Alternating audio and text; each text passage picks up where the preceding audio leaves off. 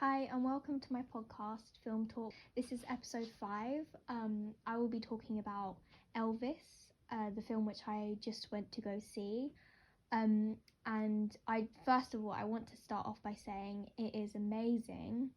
It really portrays the reality of Elvis and helps people understand what he was like as a person and what was going on behind the fame and how we always saw Elvis. So it really helped us understand Elvis on his personal side.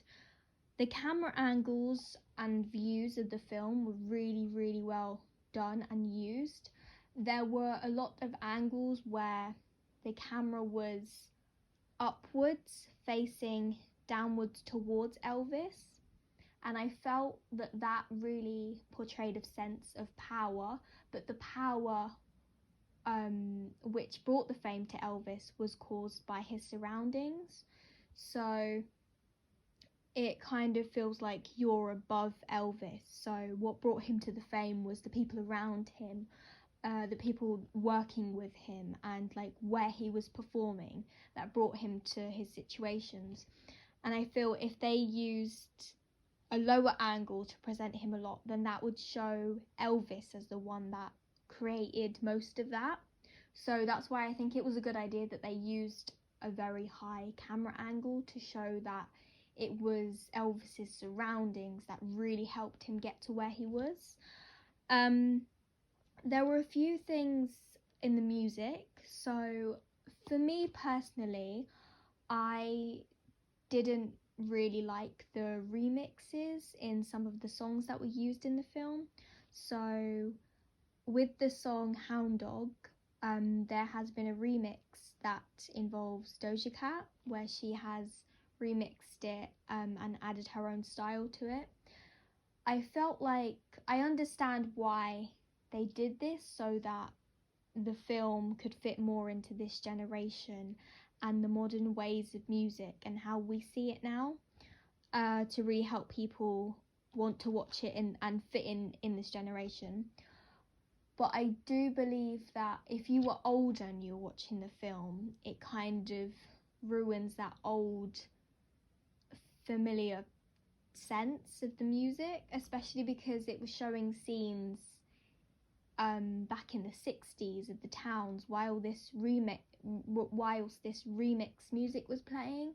So I personally didn't like that much. The backstory that was shown was absolutely fantastic, and it's an emotional roller coaster. You will be in the cinema and you just will feel so heartfelt and just destroyed by some scenes, but it's really the backstory is really powerful, which I loved.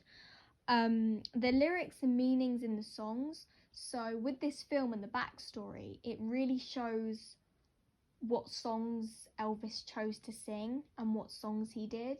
So there's like more meaning to it. So there's a moment in the film where Elvis realizes that instead of speaking what he wants to say, he can sing it. So songs like Suspicious Minds is really about him. So the song Suspicious Minds is really about him being trapped in this space and he can't get out. And I thought that was a really good way to portray it through the storyline and just really show you that his music was what he wanted to say, but he couldn't say it, so he had to sing it through his songs. And throughout the film, there was a lot of real video footage used, which I loved. Like, just in between little random moments, there was real video footage, and I loved that. At the end, there was a lot of real scenes with Elvis and comparing them to Austin Butler's performance, and I felt it was amazing, the way that they connected them, the way that they contrasted each scene, the way that the editing was between each scenes was really done well. I also want to say that Austin Butler's performance really made the film. He is absolutely fantastic as this role. I really think the casting was a great choice.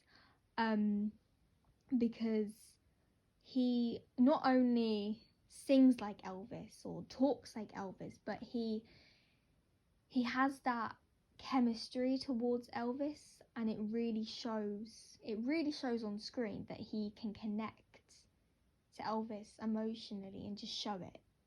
It just really shows that his style is perfect to the role.